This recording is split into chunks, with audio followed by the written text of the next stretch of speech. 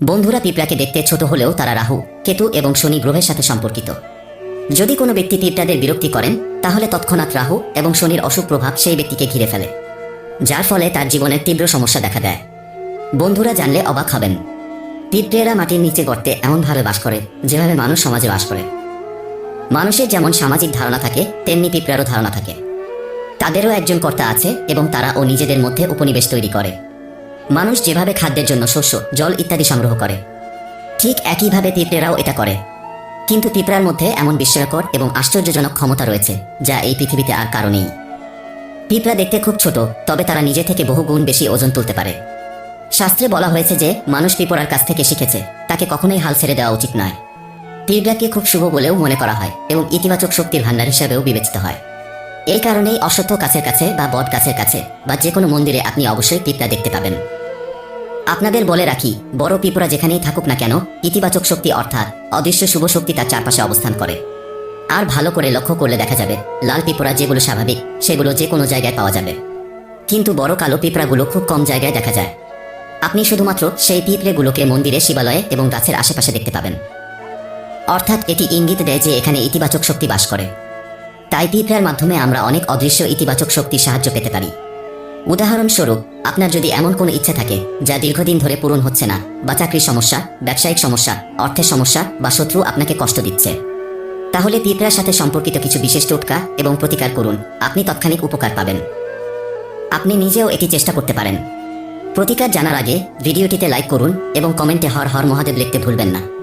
চলো বন্ধুরা, এবার প্রতিকারটি জেনে নেই।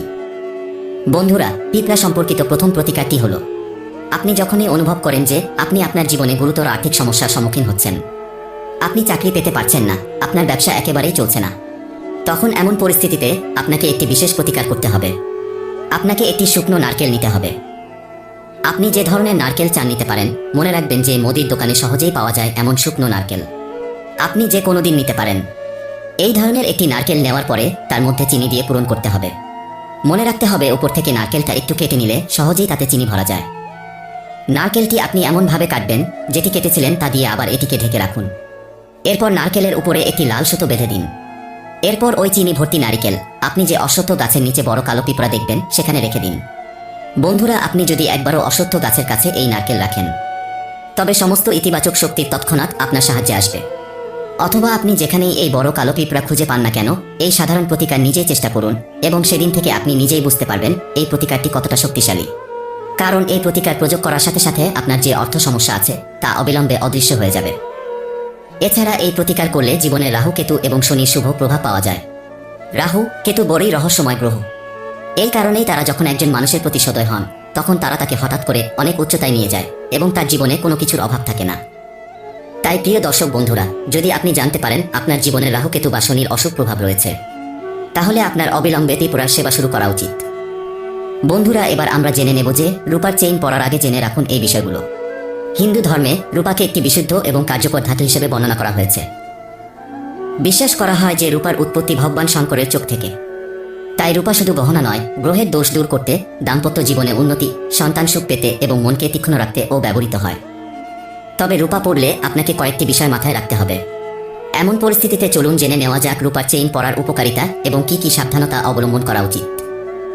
1. গলার রূপোর চেন পরলে হরমোনের সমস্যা দূর হয়। এটি একজন ব্যক্তিকে রোমান্টিক করে তোলে, যার কারণে দাম্পত্য জীবন ও অনেক ভালো হয়ে ওঠে। 2. রূপা আপনার অগ্রগতিতে একটি গুরুত্বপূর্ণ ভূমিকা পালন করে।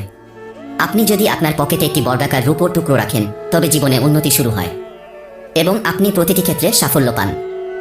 3. দুর্বল সূত্রের কারণে আপনি যদি সন্তান লাভের সুখ পেতে না পারেন, তবে রূপা আপনার সমস্যা সমাধান করতে পারে। রূপার পাত্রে দুধ গরম করুন এবং সেই পাত্রে রেখে ঠান্ডা করুন।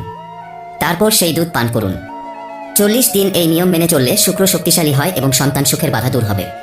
আপনার কাছে রূপার পাত্র না থাকলে যে কোনো পাত্রে একটি রূপার চেইন ফেলে তাতে দুধ গরম করলেই হবে।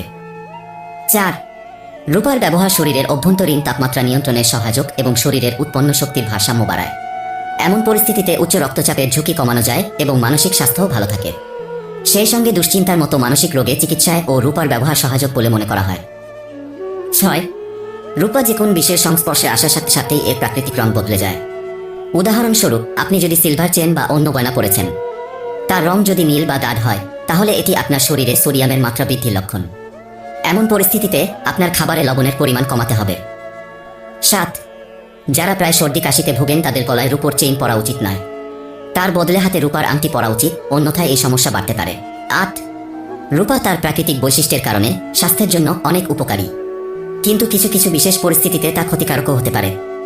যেমন উদাহরণস্বরূপ, যাদের ত্বকে অ্যালার্জি আছে তাদের জন্য চেন বা অন্য কোনো রূপার গয়না পরলে ক্ষতিকর প্রভাব পড়তে পারে। অতএব আপনি যদি রূপার চেইন পরার কথা ভাবছেন, তবে তার আগে আপনি আপনার ত্বক পরীক্ষা করে নিতে পারেন। তো বন্ধুরা, আজকের ভিডিওটি এই পর্যন্ত। ভিডিওটি দেখে যদি ভালো লাগে একটি লাইক অবশ্যই করবেন।